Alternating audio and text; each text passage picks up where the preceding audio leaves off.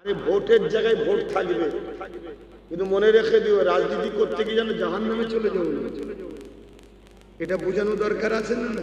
হ্যাঁ, রাজনীতি করছো করো, দুনিয়াদারি করতে হবে, রাষ্ট্রকে চালাতে হবে, কিন্তু রাজনীতি করতে গিয়ে যেন জাহান্নাম না চলে ভালো, এটা মাথায় রেখে দিও। রাজনীতি করছো করো, করতে গিয়ে যেন জীবনটা দিয়ে ফেলুনি, তাহলে সব বেকার হয়ে যাবে। তাহলে বলো, একটু গলাটা ছাড়বে না? আমার তো কথা বলতে খুব কষ্ট হচ্ছে। গরমকালে এলে কি সমস্যা কি জানি, ওই জামা ঘাম গায়ে বসলেই আমার গলা চেপে যায় গরমকালে। তা আপনাদেরও কি একই রোগ আছে নাকি? বাপ বেটা ভাই ভাই সব একই রোগ ধরেছে? অসম্ভব কিছু নেই, সব তোমরা একই ঘরের নাকি? এক লাইনে না, কাতার উল্টো দিকে আছে, জাহান্নামীদের দিকে নয় তো? হ্যাঁ, আমরা ইনশাআল্লাহ জান্নাতি দিকে। বলুন ইনশাআল্লাহ, বলুন না আলহামদুলিল্লাহ। আবার শুনে কিছু জাহান্নামীরা টিটকিরি মারে, আব্বাস সিদ্দিকী জান্নাতের টিকিট দিচ্ছে। ভাই আমি কাউকে কখনো জান্নাতের টিকিট দিয়েছি? এক কথা বলেন দিয়েছি মানে কি করবে এরা? দিশে বুঝে পাচ্ছে যে এত বুঝায়, এত বলি, আব্বাসের থেকে লোকগুলোকে সরাবো, সরতে চাইছে। আচ্ছা, আপনাদের কাছে আমার কাছে আপনাদেরকে এনেছে কি? বলুন বলুন বলুন। তাহলে সরাতে পারবেন কি? আল্লাহ। তা দুনিয়ার লোক যখন আনেনে, তো দুনিয়ার লোক সরাতেও পারবে। এ তো সোজাসুজি হিসাব। ভাইরা, নজওয়ান তরুণেরা, আমার নবী পাখি প্রেমিকেরা, মন দিয়ে শোনেন। নজওয়ান তরুণেরা, আল্লাহ নবী জানিয়ে দিলেন ততক্ষণ পর্যন্ত তোমরা ইমানদার হতে পারবে না, যতক্ষণ পর্যন্ত তোমাদের ঘর বাড়ি জমি জায়গা ধন দৌলত কারবার ব্যবসা ছেলে পুলে বাপ মা স্বামী স্ত্রী এমনকি নিজের জানের থেকে আমি রাসূলুল্লাহ আমাকে না বেশি ভালোবাসতে পারবে, ততক্ষণ পর্যন্ত তোমরা জান্নাতি হতে পারবে না, ইমানদার হতে পারবে না। আর যার মধ্যে ইমান না, সে কোনোদিন জান্নাতে যাবে না। নামাজ আলাদা জিনিস, ইমান আলাদা জিনিস, রোজা আলাদা জিনিস, ইমান আলাদা জিনিস, হজ আলাদা জিনিস, ইমান আলাদা জিনিস, রোজা আলাদা জিনিস, ইমান আলাদা জিনিস, মসজিদ মাদ্রাসা বানানো আলাদা জিনিস, ইমান আলাদা জিনিস।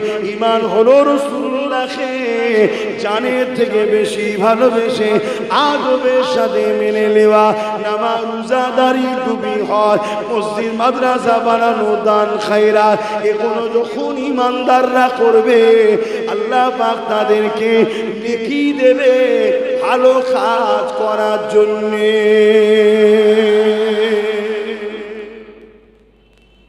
এগুলো হলো আমল, ভালো কাজ, কিন্তু কাদের জন্য আমল?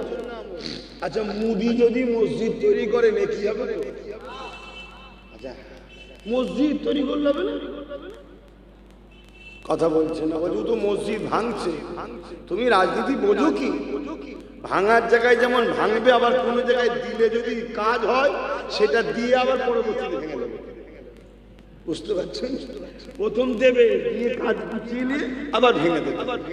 এদেরকে চেনো? এরা কি বিষাক্ত পুরা। হ্যাঁ, তাহলে বলে মসজিদ মাদ্রাসা এখনো বা নামাজ রোজা দান খায়রাত ভালো কাজ, ইমানদার যদি এই কাজ করে তবে নেকি হবে। আর না হয় ইমান যদি না থাকে, যেমন এবারে দেখছিলাম টিএমসির একটা মহিলা ক্যান্ডিডেট নামাজ পড়তে ঢুকেছে, দেখেছেন কি? আরে কারা দেখেছেন একটু হাত তুলে সাক্ষী দেন না রে বাবা, এই তো অনেক কটা সাক্ষী হবে, দেখেছেন? তো ও তাহলে ভালো কাজ করছে তো নাকি?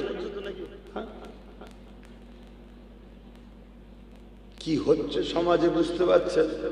বললেই তো বলবে আব্বাস সিদ্দিকী জলসায় গিয়ে রাজনীতি করে।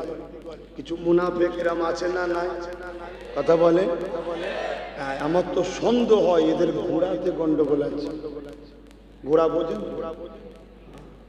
মূল জায়গাতে এদের গন্ডগোল হয়ে গেছে। না হয় রাজনীতির নামে আমার ধর্মকে মিটানো হচ্ছে, তখন তোদের বুকে ব্যথা হয়নি। আর আমি ধর্মের স্বার্থে যা সব রাজনীতির নেতারা ধর্ম বিরোধী করছে তাদের বিরোধী করি, তখন আমার উপরে আঘাত হচ্ছে কেন? তাহলে সেই সব মুসলমানদের আমার তো সন্দেহ হচ্ছে এদের গন্ডগোলটা গুড়াতে হয়ে গেছে। যখন মূল জায়গা সেখানে তো দোয়া দরুদ পড়তে হয় নাকি না? দোয়া দরুদ ছাড়াই হয়। আরে কথা বলবেন না তো, শরিয়াতের নিয়ম আছে তো নাকি? হ্যাঁ, 4-5টা ছেলে হয়ে গেছে, ফরজ গোসল করতে পারে না, তাহলে সে সমাজ কি হবে বলেন? শরিয়াতকে শরিয়াতের জায়গায় রাখতে হবে, মানতে হবে।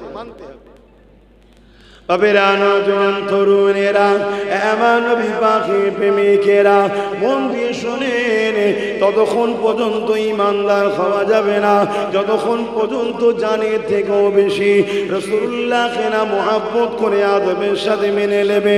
এই কথা যখন রাসূলুল্লাহ বললেন, ওই মজলিস হযরতে ফারুক আজম বসেছিল, তিনি উঠে দাঁড়িয়ে বললেন, ইয়া রাসূলুল্লাহ, হাবিবাল্লাহ, আমি সব কিছু থেকে আপনাকে বেশি ভালোবাসি, ইল্লা মিন নাফসি, জানের থেকে নয়। ইয়া রাসূলুল্লাহ, হাবিবাল্লাহ, আমি আপনাকে জমি জায়গা থেকে বেশি ভালোবাসি, ছেলে পুলে সন্তানের থেকে বেশি ভালোবাসি, সব কিছু থেকে বেশি ভালোবাসি, ইল্লা মিন নাফসি, জানের থেকে নয়।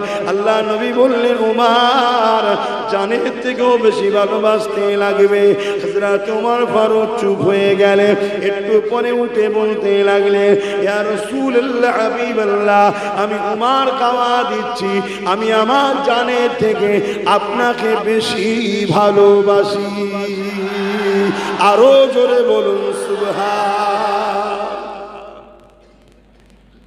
আমরা রাসূলকে জানের থেকে বেশি ভালোবাসি না, বাসি না? আর যদি বাসেন তাহলে ইমানদার, আর ইমানদার মানে জান্নাত। শুনছেন? যদি ইমানদার গুনাহ করে শাস্তি আছে, কিন্তু জান্নাত যাবে ঈমান থাকার জন্য। শুনছেন? আর ঈমান নেই, কাবার মাথাবে গিয়ে সেজদায় যদি পড়ে মারা যায়, তাও জাহান্নামে ঢুকবার, জীবনে বেরোবে না। কথাগুলোকে ভালো ধরে ঢুকিয়ে নেন। যদি বিশ্বাস থাকে এই বান্দার উপরে, আল্লাহর এই বান্দার উপরে, দাসের উপরে যদি বিশ্বাস থাকে, কথাগুলো মাথায় ঢুকিয়ে নেন। 8-10 বছর ধরে আমার পিছনের লোক লেগে আছে। শুনছেন?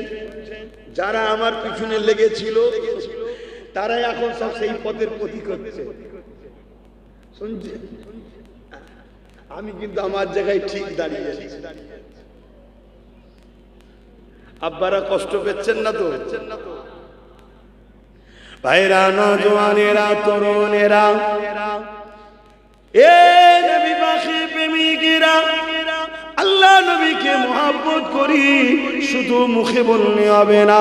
আপনি যেমন বাপকে মুহাব্বত করে, বাপের বিরুদ্ধে কেউ বললে আপনি তার পক্ষে থাকবেন না, বিরুদ্ধে যাবেন। কি কথা বলবেন? আপনি মাকে ভালোবাসেন, মায়ের বিরোধী কেউ করলে আপনি সেই মায়ের যে বিরোধী করছে তার পক্ষে দাঁড়াবেন না, তার বিরোধী করবেন। যদি তার পক্ষে দাঁড়েন তাহলে কিন্তু আপনি মাকে প্রকৃত ভালোবাসলেন না। আমার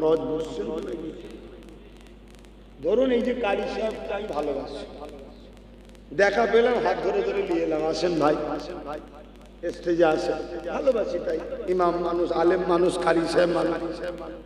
এখন ইনার বিরুদ্ধে কেউ কিছু বলছে, আর আমি তার সাথেই যদি মিশি, তাহলে কারি সাহেবের মনে আমার জন্য দুঃখ হবে না? হবে না? যে কিরম ভালোবাসে আব্বাস ভাইজান আমাকে।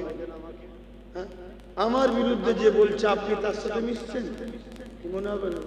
আচ্ছা, একটু উল্টা দিন। কারি সাহেব আমাকে ধরুন ভালোবাসে, আমার পীরের আওলাদ হিসাবে। এখন আমাকে যে গালিগালাজ করে, কারি সাহেব যদি তার সঙ্গে মেশে, আমি কিনার উপরে ভালো নজরে থাকবো? আচ্ছা, আপনারা বাপেরা বলুন, আপনাকে যারা ছোট বড় কথা বলবে, গালিগালাজ করবে, আপনার বিরোধী করবে, তার সাথে যদি আপনার ছেলে মেশে, আপনি কি ভালো নজরে ছেলেকে দেখবেন? কথাই এক থাকবেন তো? এই জন্যই তো নবী পাক জানিয়ে দিলেন, মান আহাব্বা লিল্লাহ ওয়া আবগাদা লিল্লাহ ওয়া আতা লিল্লাহ ওয়া মানআ লিল্লাহ ফাকাদ ইসতাকমালাল ঈমান। ভালোবাসবে আল্লাহর জন্য, দুশমনি করবে আল্লাহর জন্য, আত্মীয়তা করবে আল্লাহর জন্য, বিচ্ছেদ হবে আল্লাহর জন্য, এরাই হলো প্রকৃত ঈমানদার। এ না জওয়ান তরুণেরা, বাপেরা, আমরা রাসূলুল্লাহকে যদি ভালোবাসি, নবী পাকের প্রেমিক যারা হবে তাদেরকে আমরা ভালোবাসবো। এই জন্য আল্লাহর ওলিদেরকে, নবীর গোলামদেরকে, নবীর আশিকদেরকে আমরা ভালোবাসি। খাজা হুজুরকে কেন ভালোবাসি? খাজা হুজুর আল্লাহ নবীর প্রেমিক ছিল। দাদা হুজুরকে কেন ভালোবাসি? দাদা হুজুর আল্লাহ নবীর প্রেমিক ছিল। বসিরহাটের বড় মৌলানাকে কেন ভালোবাসি? উনি আল্লাহ রাসূলের প্রেমিক ছিল। এ যুবকেরা, তরুণেরা, এটাই তো প্রেমের নিদর্শন। আমার প্রেমিকের যে হবে আমিও তার হব, যে আমার প্রেমিকের নয় আমি তার নয়। এ যুবকেরা, তরুণেরা, বাপেরা, এই প্রেম যে দেখাতে পারবে সেই তো রাসূলুল্লাহর প্রকৃত প্রেমী। তার মধ্যেই তো ঈমান রয়েছে। আর যে রাসূলুল্লাহর দুশমনকে আপন করে নেবে, সে যদি রাসূলুল্লাহকে ভালোবাসি বলে, সে মুনাফিক, মুসলমান ছাড়া অন্য কিছু নয়, তার জন্য জাহান্নাম রয়েছে। এ যুবকেরা, তরুণেরা, আমার নবী পাকের প্রেমিকেরা তাই বলে দিয়ে যায়, পরিবর্তন হয় বুঝে বুঝে পা ফেলে। আল্লাহ নবী, নূহ নবী, দয়ার নবী, যে নবী আমার সারা জীবনটা তোমার আমার জন্য কেঁদেছে, আজও রওজা মুবারকে কাঁদছে। আল্লাহ যেদিন কিয়ামত ঘোষণা করবে, হযরত ইসরাফিল আলাইহিস সালামকে, হযরত জিবরাইল আলাইহিস সালামকে আল্লাহ পাক পাঠিয়ে দেবে। এ জিবরাইল, দুনিয়া জমিনে চলে যাও, আমার হাবিবকে যে উঠিয়ে নিয়ে আসো। আজকের দিনে আমি আল্লাহ আমার হাবিবের মাথাতে শের মুবারকে শাফাআতের তাজ পরিয়ে দেব। আরো জোরে বলুন সুবহান।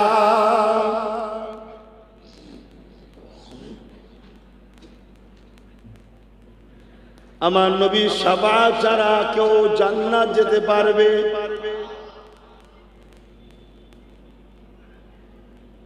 যুবক, আম্মা, বোনেরা, ভাইয়েরা, বাপেরা, মায়েরা, একটু শোনেন মন দিয়ে। নিওয়া না নিয়া সব নিজের নিজের ব্যাপার।